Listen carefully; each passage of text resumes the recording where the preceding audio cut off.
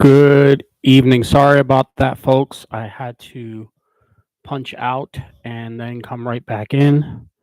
It looks like everything is working now. I don't know what happened there. I guess I couldn't hear or some others couldn't hear me.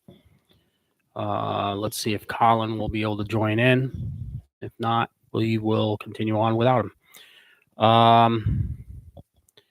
So tonight we're going to talk about the F-89 Scorpion.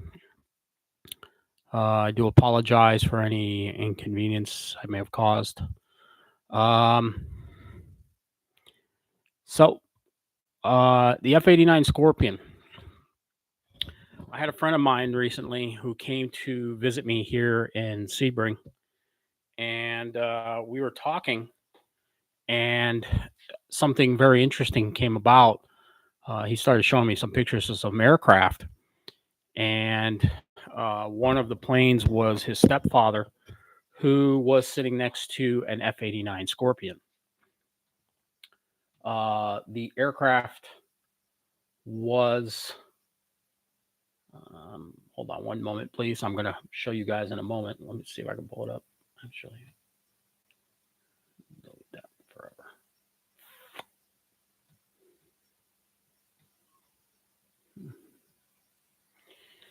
So the F-89 Scorpion, I started, he showed me the picture and the canopy was covered up, and he showed me the photo, and I said, "Oh, that's the F-89 Scorpion." "Oh, Colin, you're back."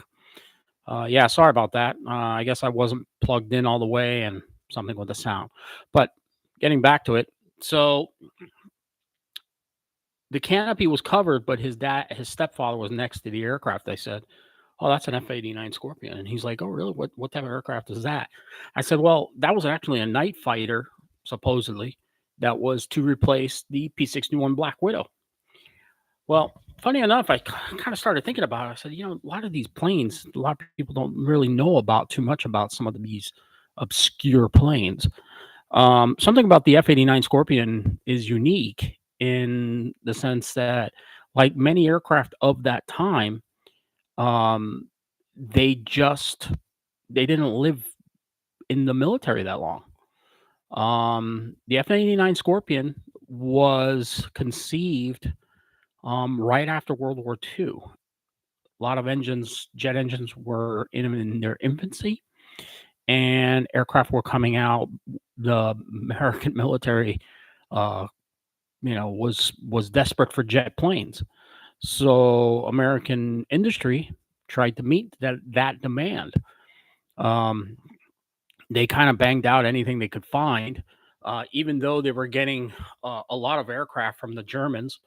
The Germans had lost World War II, and so what happened was that a lot of their planes came up for to be seized. So the Americans took some of their aircraft, and so did the Russians. So they started to develop aircraft from capture technology. Henceforth, they were evaluating the Me-262, the Volkswagen, the Me-163, the Air Comet, and many different other aircraft.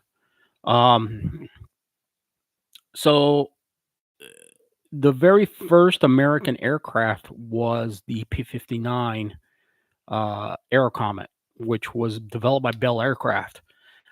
It was a very rudimentary aircraft. It had a very basic jet engine. It was jet engine technology that was brought over by the Brits. The British had developed the aircraft, the jet engine. The Germans had developed also a jet engine. The German aircraft engine was not was the P-89 a single engine, or the P-59 a single? No, single engine aircraft. The only single engine jet aircraft that we had, EQRC. Hello, how are you? Was the P-89. I'm sorry, the P-80, which later became the F-80. the Shooting Star. So that was the only single engine that we had at that time. The P-80, the Airacobra was uh, was a dual engine aircraft, two jet engines. And when that aircraft came out, they knew they weren't going to have they were only going to develop the plane and use it for testing and things like that. Uh, it wasn't a plane really that we're going to get into a fight with the Germans with. No, because again, the war was coming to an end. Once the war came into an end, they did a test evaluation with the first jet aircraft engine, which was the Airacobra, and it didn't really meet up to its standards. Of course, the being that the ME-262 had swept wing technology, it could outturn the aircraft. It also it traveled faster. So straight wing technology was not something that you really wanted to get into a dogfight with. So fast forward a little bit, we got out of World War II. Now we're going into the Korean War, the Korean conflict, which where the North invaded South Korea. North Korea invaded South Korea with the help of the Chinese. And it was a new type of war. It was going to be an air war. We did have P-51s flying there. We had the Corsairs. We had Tiger Cats. We had a little bit faster aircraft. Yeah, the pilots were pretty freaking gold.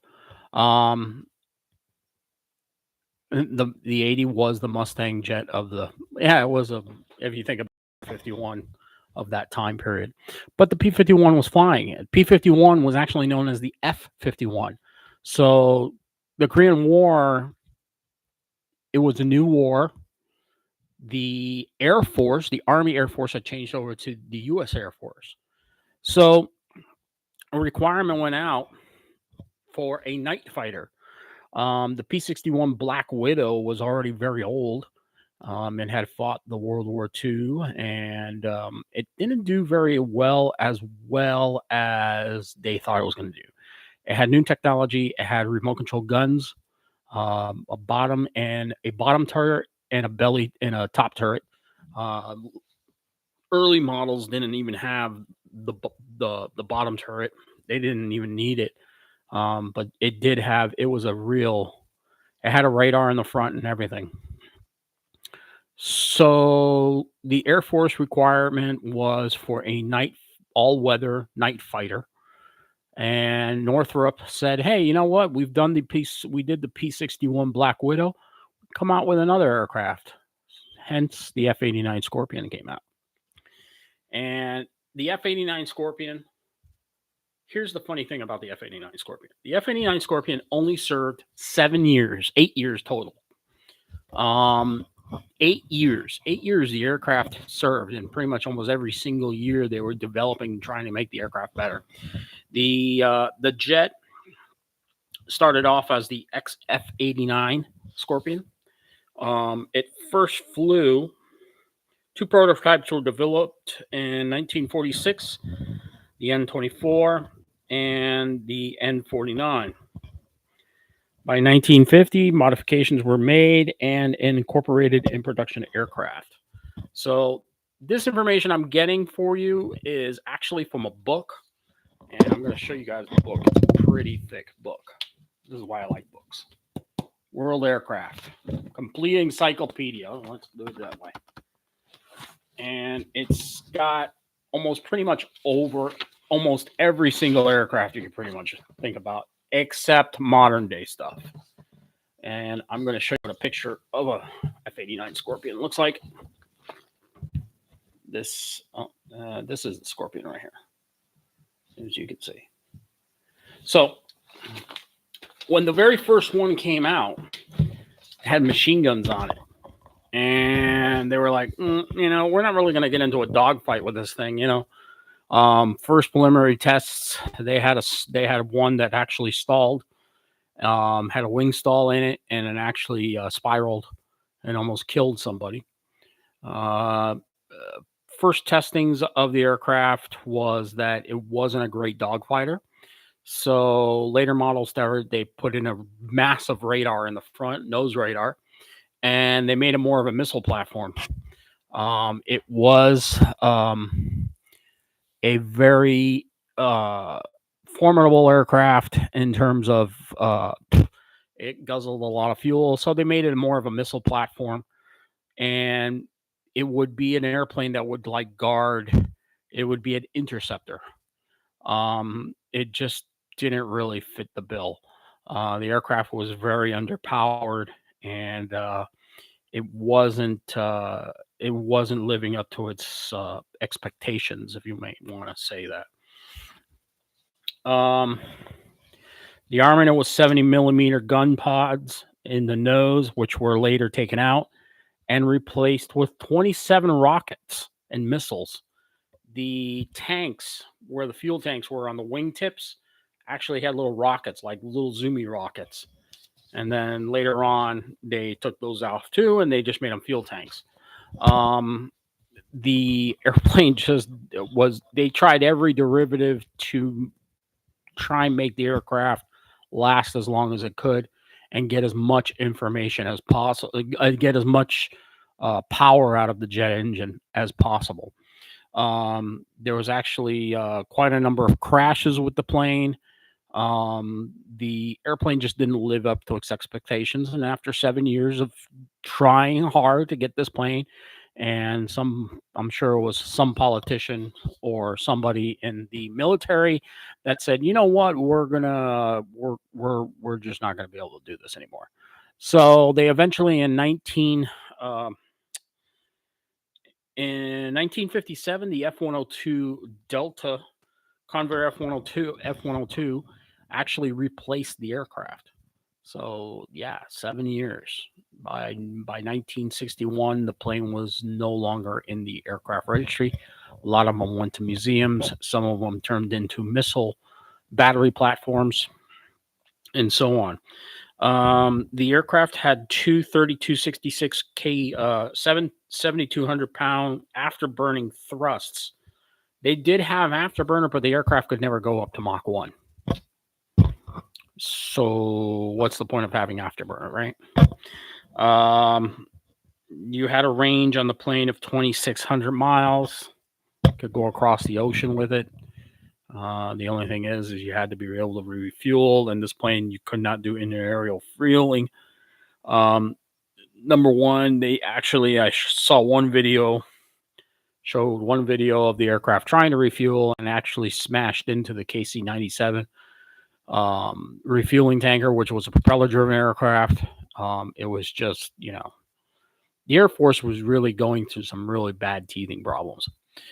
The other problem was the Navy was also trying to bring up the technology also. To think about airplanes that have failed mysteriously, epically. Let's talk about the the Cutlass. Colin, you were asking about why was the Cutlass called, what was the other name for the Cutlass? And the name was Gutless. Let me get you a picture of the Cutlass here.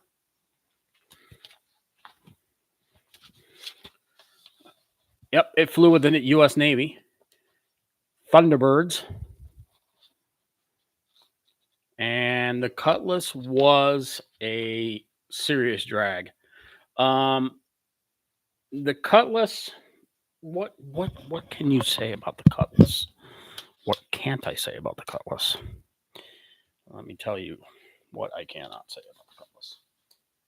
Let's go over to the Vought Cutlass here. I got a photo of it here. Let's just... Oh, here we go. Okie dokie.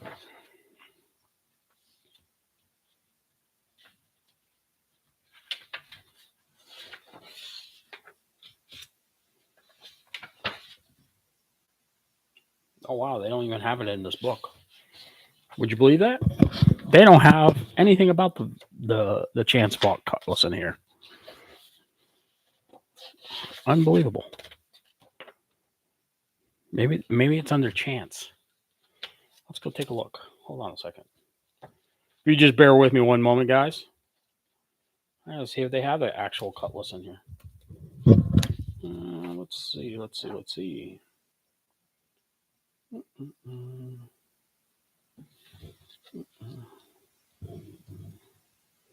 No.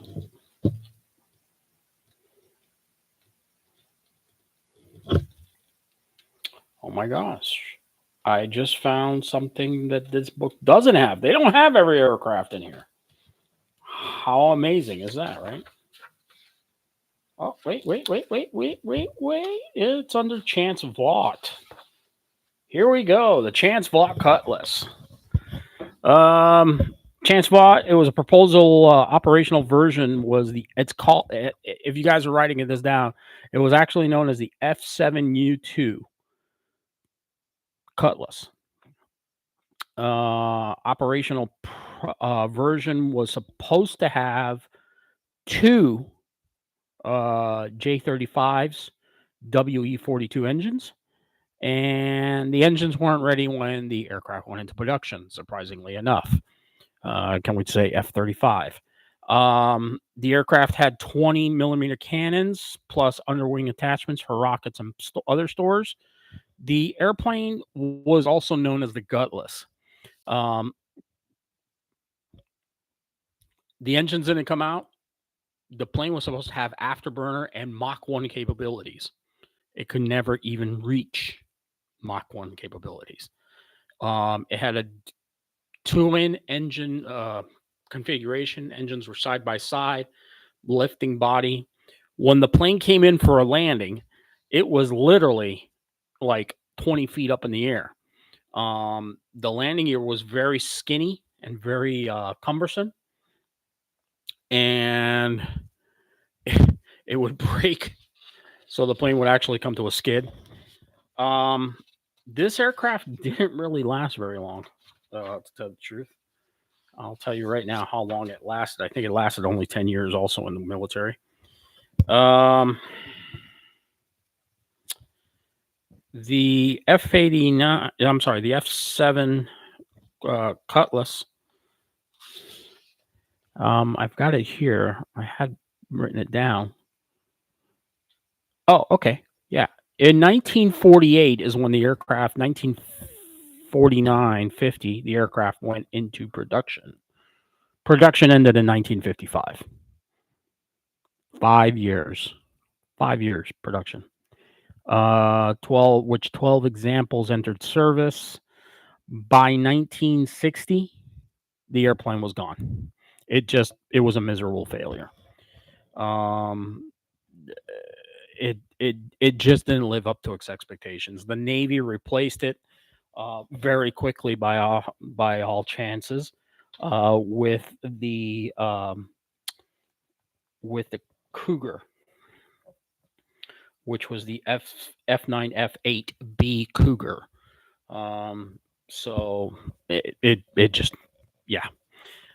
So that was a dismal failure for Chance Vought. Yeah, it could. You're right, EQ. It could land slow enough to come down on. It was already slow. I think the aircraft carrier had to slow down enough for it to catch it.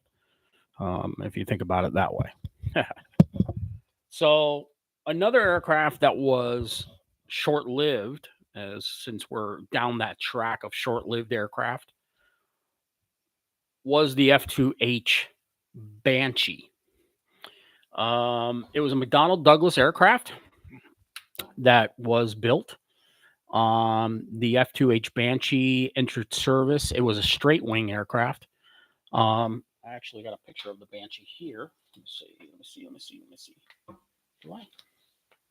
Oh, I thought I did. But let me show you some of the squadrons that the F-89 Scorpion had.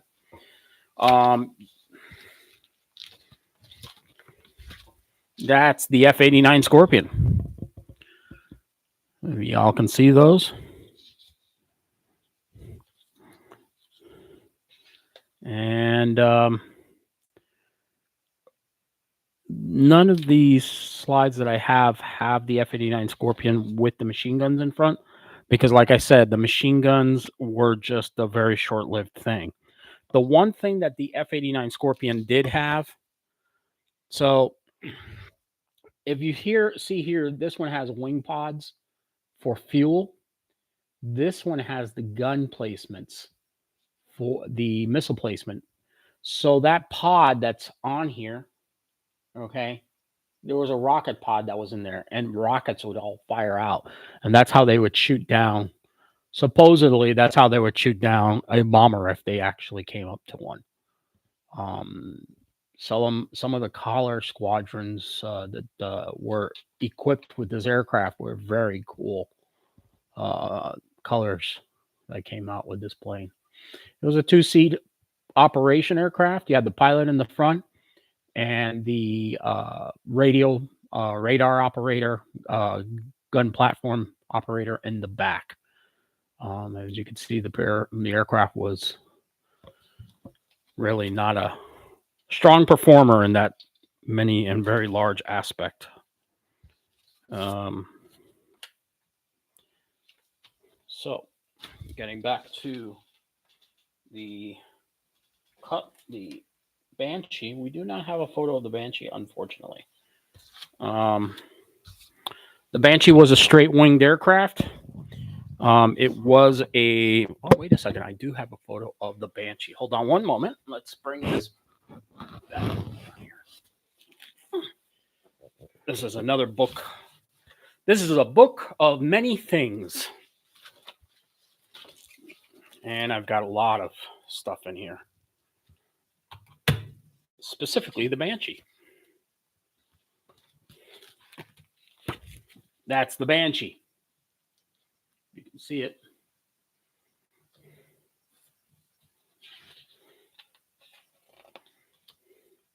Banshee was a straight-winged aircraft that had very large engines. It was a 44-inch wingspan. Length of the body was 40 feet long.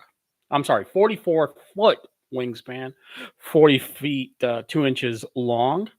The thrust empty weight was 11,000 pounds. Maximum weight was 22. It had two 3150-pound thrust Westinghouse J-34s. It had the same engine as its Navy brother, the Cutlass, or can we just say the Gutless? It was an aircraft that didn't last too long either in the military.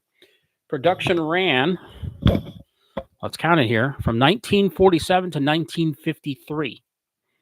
Over 900 were built.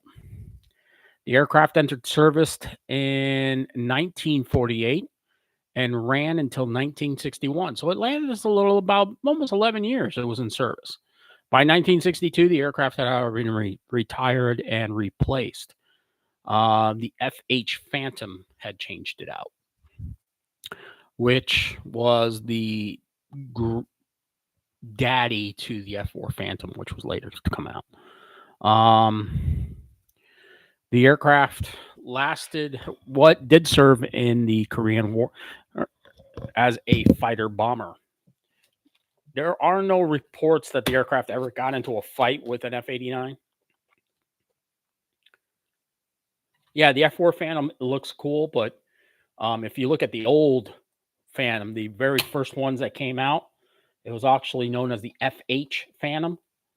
That was the very first. The Phantom 2 was the F4 Phantom, which also was known as the Rhino, because it was just a beast of an aircraft. When the plane would take off, those engines would just put out so much power. But that's another conversation for our next podcast there.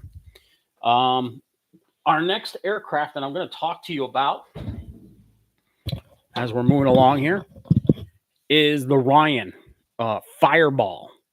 The Ryan Fireball was a test, basically made. It was a radial engine in the front with a jet engine in it. So it was basically a turbojet.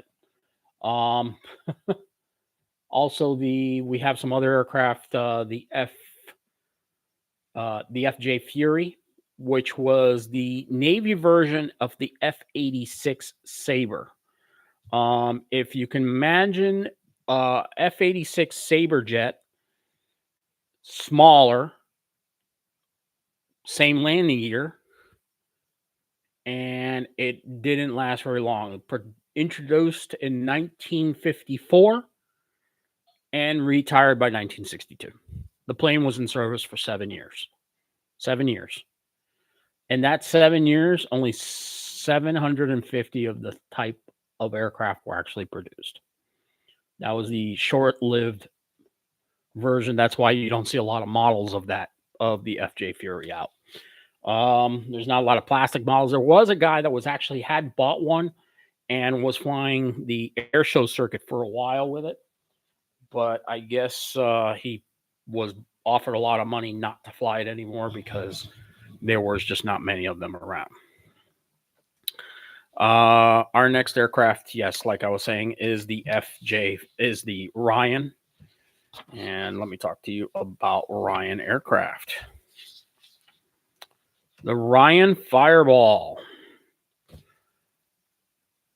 Again, this is the very first basically turbine-powered aircraft with a propeller on it.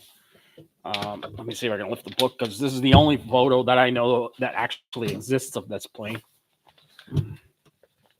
You just spelled it. Ryan aircraft. Ryan. You're right. So this is the Ryan aircraft. This is called the Ryan Fireball. You can look it up. As much as I really don't like Wikipedia, actually Wikipedia did have a page on it, and it's actually done correctly. I looked it up in a book. So, yep, look it up. You can look up what it looks like.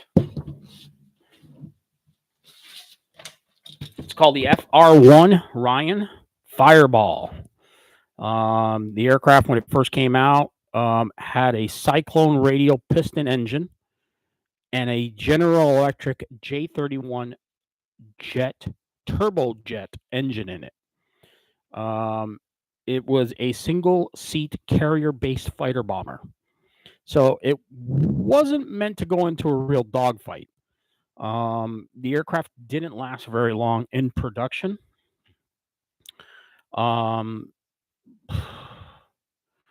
Really, there was not that many built. From what I am reading here, from 1947 to like 1950 is how long the aircraft lasted. It actually served with a couple of squadrons, and I'm sorry, yeah, there were only 66 built, so the airplane didn't really last that long. It just faded out of history. But if you ever want to see one, a real one, I do believe a couple of museums have one. There's if you're ever in Connecticut, I do remember the Bradley Air Museum and Windsor Locks has one. I think the Smithsonian Air and Space Museum has one also, and a couple of the old other Navy museums. But you can call around. There are none that are flying, like the FJ Fury was. The F-89 Scorpion, you can actually see one at the Pima Museum. They have one there. And I think at the Air Force Museum, they have one also. So you can pretty much go to there. But yeah, it's kind of funny how the military works. They push so much promise. Here's one that's really interesting. You may want to look up the General Dynamics Flying Dorito. It was actually the U.S. Navy put out, it was called the Avenger 2 project. They wanted to build a flying wing for the U.S. Navy. So Grumman actually put forth a design proposal to build an aircraft. They built a wooden mock-up of the plane, and it had a lot of promise. The problem is they had a lot of cost overruns, and they actually never really built an airplane. So it never came to fruition. There is a wooden mock-up of the plane. You want to know what the camouflage plane behind me is? Hold on one moment, but let me just tell you about the Avenger. The Avenger 2 project never really got off the ground. By 1993, it was already canceled, and there is only a wooden mock-up of the actual plane sitting in the Yanks Museum in Texas. So, to Colin's question, which the camouflage plane is this? What is that? That is a Viper EDF from E-Flight. That is a electronic ducted fan. It's a jet. It's got retractable landing gear. I have a video of it that I'm flying and that of me flying it. You can hear it flying back and forth. I have stability control in it, so it keeps the plane leveled. And I'll be putting a long format video on it so you can see it a little bit better. It is a pretty stable flyer. The only thing is that it's fast. I can blow through a battery in about 4 minutes. I don't go full throttle with it because of that, because I'm not very comfortable yet flying. I do fly on safe mode with that plane. So you'll kind of like in the video, you actually see the plane kind of trying to recorrect itself. It has wind mitigation. I'll bring it down. Hold on a second. Let me bring it down so you guys can see it.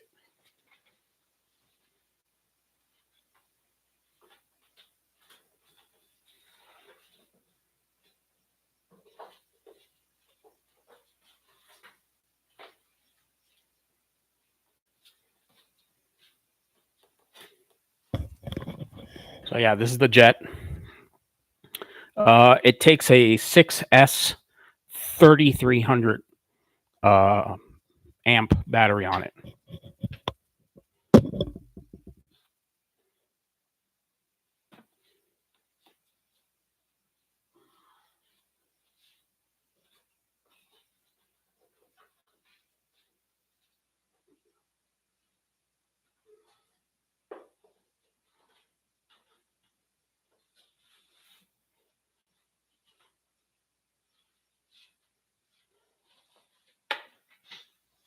So that's my EDF jet.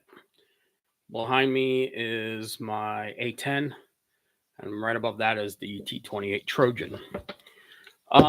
That's it for history. Today's I don't have anything else to really talk about. It's been raining here. It rained the whole day, so the past 2 days it's been raining here in Central Florida. I was able to fly on Friday. Haven't heard any news in the news feeds about aviation, but things are going, I guess, pretty well out there. Here's one thing I do want to take note with. When you do see airplanes that have gone through or rushed into service, the reason they're rushed into service is because you guys have government officials that have friendships with these companies. And when they have friendships with these companies, they do favors for them. The F-35 is one of those. The F-35, it was rushed into service. They changed out the motor. It was over budget. They developed it with a mindset that eventually it would take over many aircraft that are on aircraft carriers and worldwide. Specifically the F-18 Super Hornet and the one that's right here above me. This one right here, the A-10. My opinion on that is, in my opinion, take it with a grain of salt, but it's the opinion of a lot of other people out there. It's a stupid mistake. It is dumb for them to be thinking that the F-35 will take over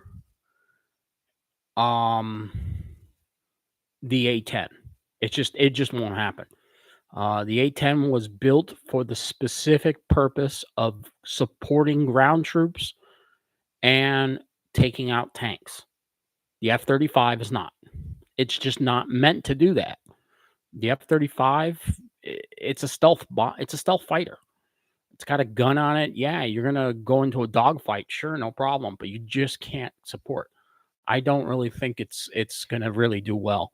The F-22 is a great plane, yes, but it's limited by the technology track that it was built around. It's Windows 9. The F-22 was built in back in the 1990s, 80s, late 80s, early 90s. Didn't really come into fruition until the 2000s, mid 2000s, and they didn't build that many of them. Hopefully, they'll build more. But now the new wars coming out, warplanes coming out. I really don't see what's going to come out to replace them. I mean, they just extended the the F-36 King Snake. Yeah, well, that could, it'd be interesting to see it fly. The one that the one that's really funny is that they brought out the B-52 like it's a brand new plane. The B-52 has been around since 1949. It's a 60-year-old, almost a 70-year-old airplane.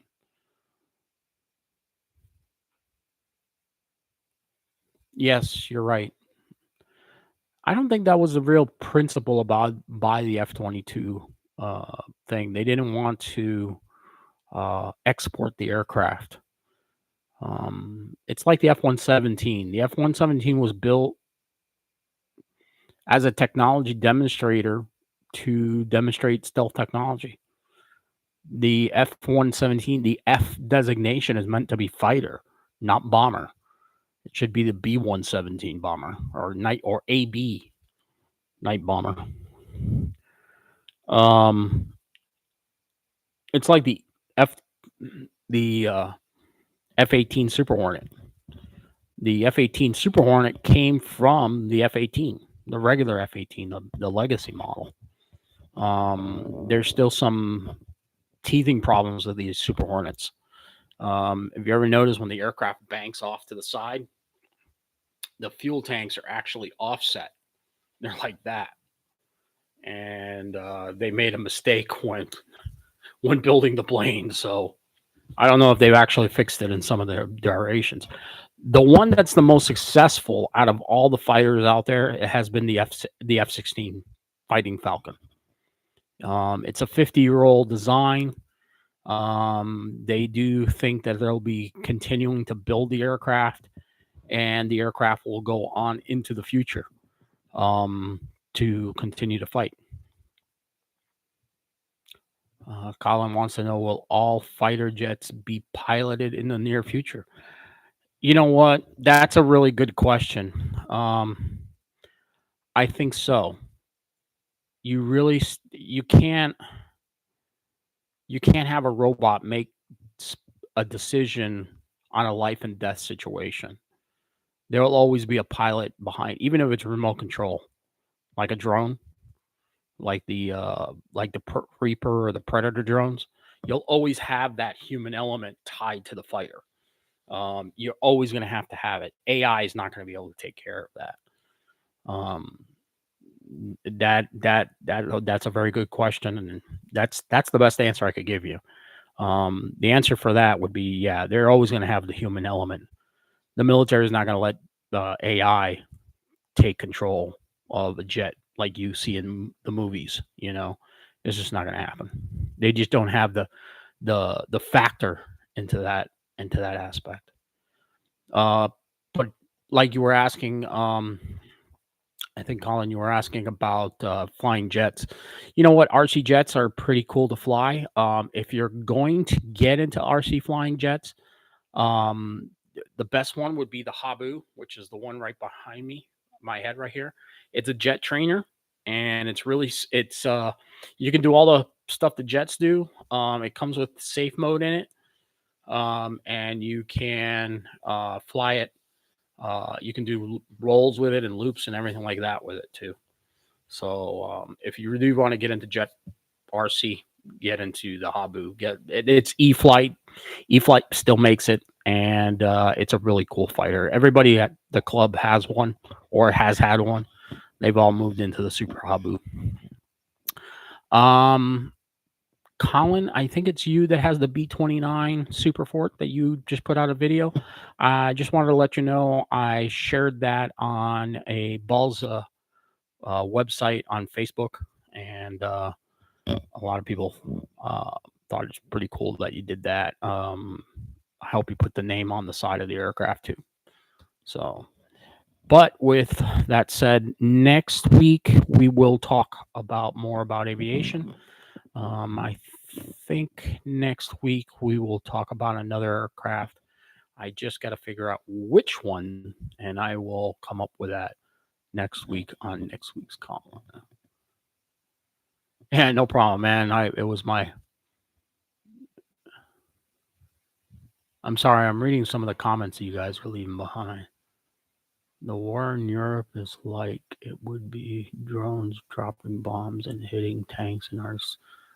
Yeah, pretty much. That's what that's how a war would be fought in the near future. There's actually a video out, the dog fights of the future, that was history before it started doing all, going off the rails with reality TV crap.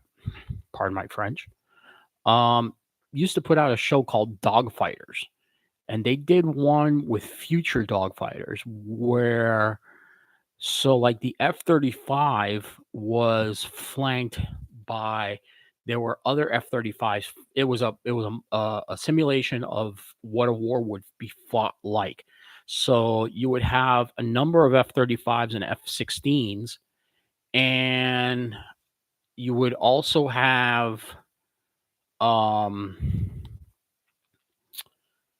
Reaper drones and other drone aircraft flying with. So it would look like a large squadron of jets, of F-35s, but in fact, it would be manned aircraft and unmanned aircraft in this fight. And it was quite interesting how they worded it. We would be going into a conflict in Europe, which it could still happen. We just don't know. With all the things going on in the world, we don't know what's around the corner. As much as we could talk about political wise, we really don't know. Hey, the way things are going, we ever get into a war, it'll probably be with the people that are upstairs, so that come from other worlds. But with all that said, it was great having a conversation with you all. Y'all have a good night.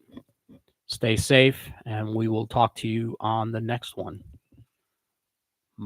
Talk to you all guys later. Stay. If you did like it, please press the thumb up button and share the video. And yes, much respect to all of you. Colin, EQ Rc. We'll see you guys on the next one. Model Man Frank out.